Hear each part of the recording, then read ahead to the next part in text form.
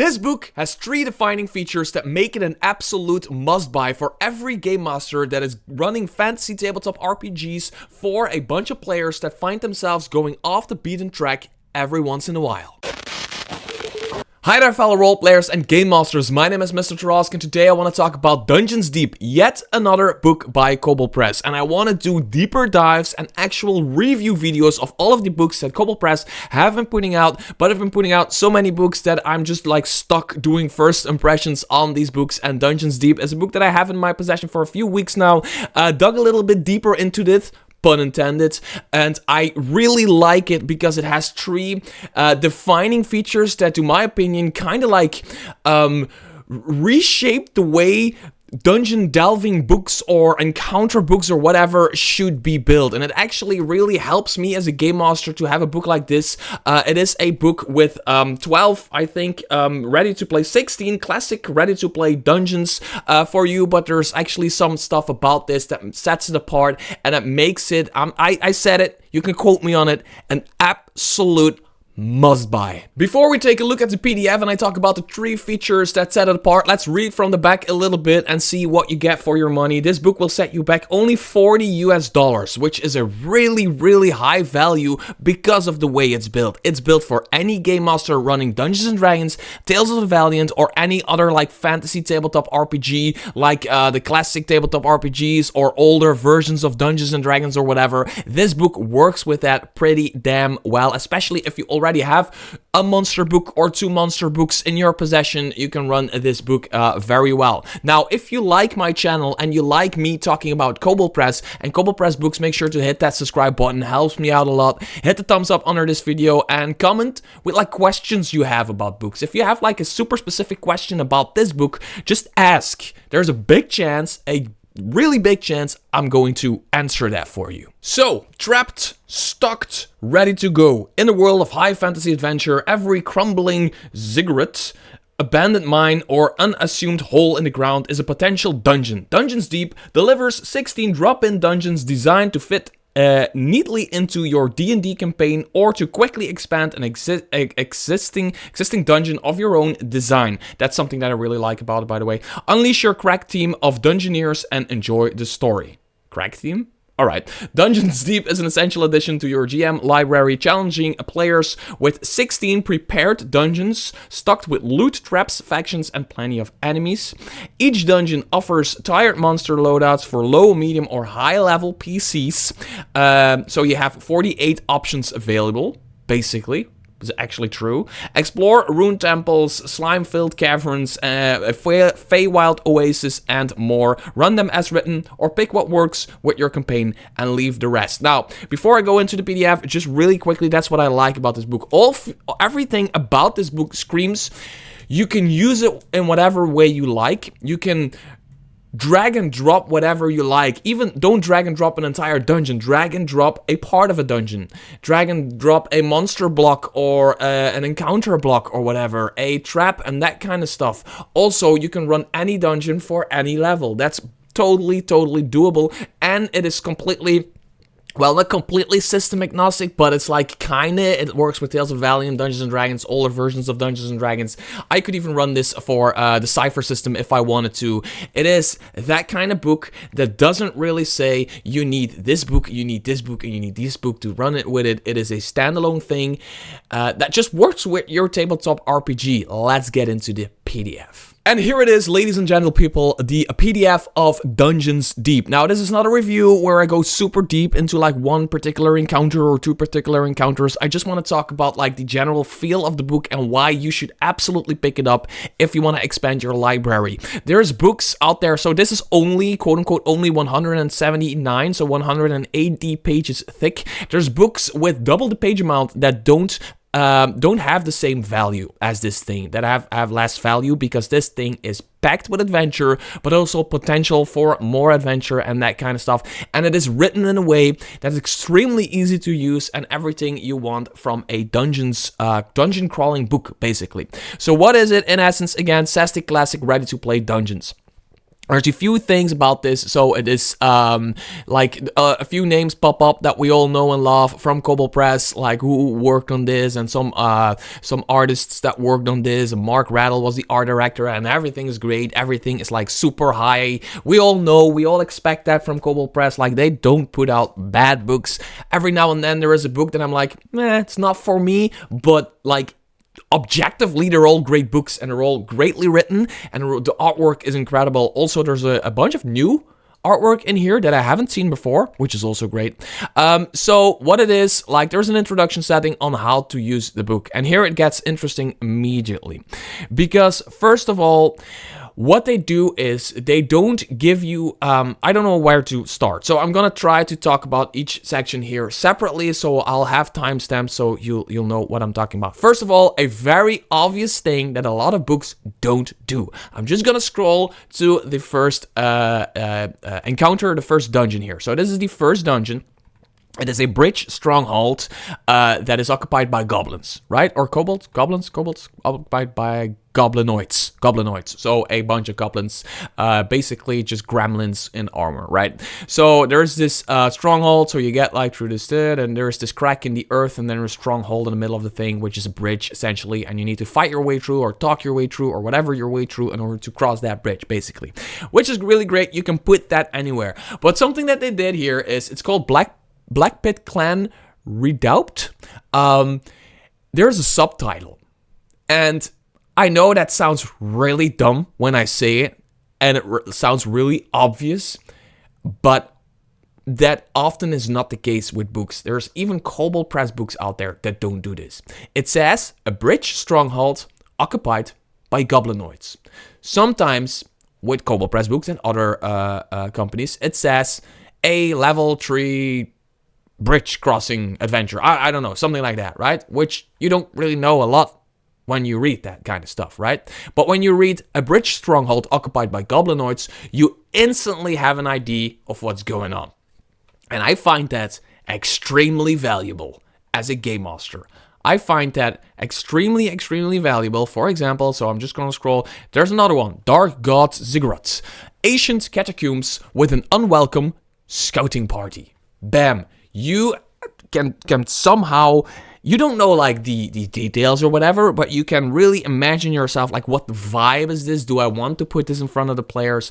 And when you're reading the index of this book, so you go all the way up to the index, you can actually have all of these subtitles. For example, there is this Sargondiax's Retreat, which is the name of a dragon, which is Sargondizax.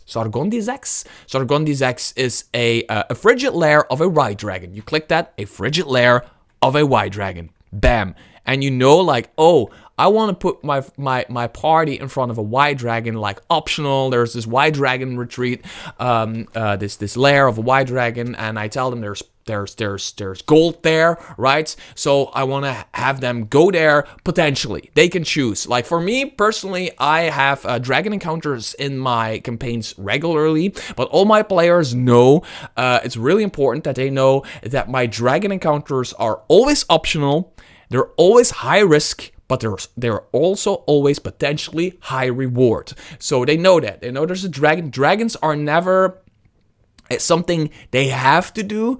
It's an option.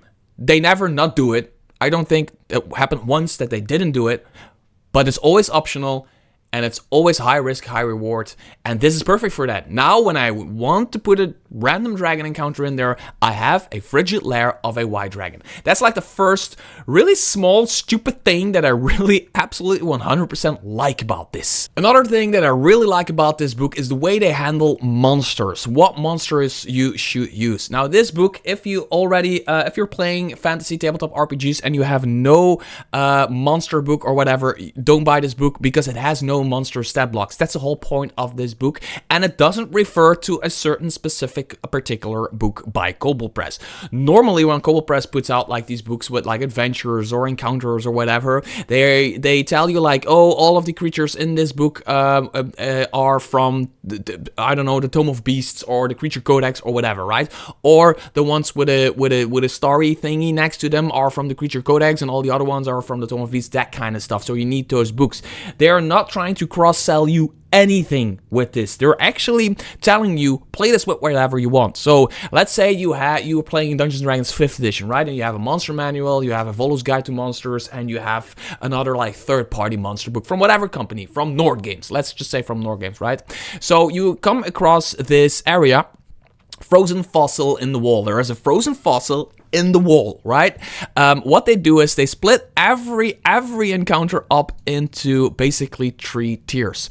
Tier 1, Tier 2, and Tier 3. No, that's not true. They actually say it's from level 1 to 4, from level 5 to 8th, and then they go from 9 to 12, which is actually a really good way to split it. And then they also say in the introduction of the book that all of the encounters are kind of like balanced for like the middle of that. And you really need to, as a game master, like for example, you have an encounter for first level to 4th level. It is kind of scaled for level 2.5, 3-ish, right? So as a game master, you might need to take away a monster, or you might need to add a monster depending on the level of your party, or you need to come up with an environmental hazard or whatever, which really it's really open-ended, and it invites like improvisational thinking from the game master, which is something that I find really important when I'm playing tabletop RPGs. When I'm running games, I want it to be a game for me as well. I want to be able to come up with stuff on the fly and actually add that. So yeah, levels first. For example, there is a frozen fossil here in the middle of this icy dungeon, right? A frozen fossil in the wall or something like that. And levels 1 to 4, it's an elephant. Enraged by its imprisonment, the beast fights to the death, right? There is treasure for that level. Levels 5 to 8, it is a Tyrannosaurus Rex. It just says that in bold, a Tyrannosaurus Rex. That is the thing. Everybody who has at least 1 or 2 monster books will have a stat block for an elephant, or will have a stat block for a Tyrannosaurus Rex, which is great. And if you don't have it, you will probably be able to come up with a monster that kind of resembles it, or a stat block that kind of resembles it. Or there's a lot of like free stuff on the internet where you can find that kind of stuff. The creature inside the wall is a hibernating Remorhas enraged at having been woken up. It fights to the death, which is for level 9 to 12. And this entire book is written that way. A polar bear with like extra modifiers for level 1 to 4. There's a polar bear with extra modifiers from levels 5 to 8. And then there's a polar bear with extra modifiers for level 9 to 12. For examples, its AC is increased by 6. Strength is increased by 12. Its constitution is plus 6. And it gains an additional 150 hit points. So it is really like this enraged, magically infused polar bear, which is something you really don't want to encounter. And then finally, the last reason why I think it is a must-buy is not only because it has subtitles to the titles, not only because you can use it for any fantasy tabletop RPG, for any level and any size of party, which is something that I really like, just the way it's written and the way it's built. For example, Blackstone Barrow wishes in ancient runes with undead. It always is built in the same way.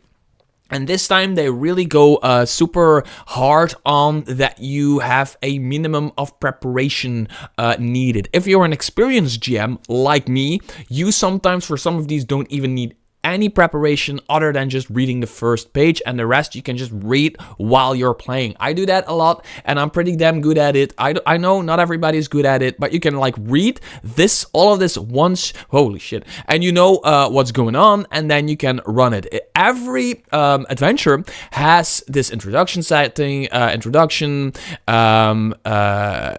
topography, which is really important, where you it always starts like the first 2 or 3 pages. It has this big giant map of the entire area, which is really helpful. Not all dungeon books have that for some reason. Then there is optional stuff that is in here, and you know the gist of it, and you could just start running it. When the players go into area 1, you can just take a look at area 1. If you've already read it, you kind of know what's going on, but you have this read out loud text. You have all of this stuff that you can build on, and it's really hard to put my finger on why it is written the way it's written and why it is so easy to use, but everything that needs to be in bold text is in bold text.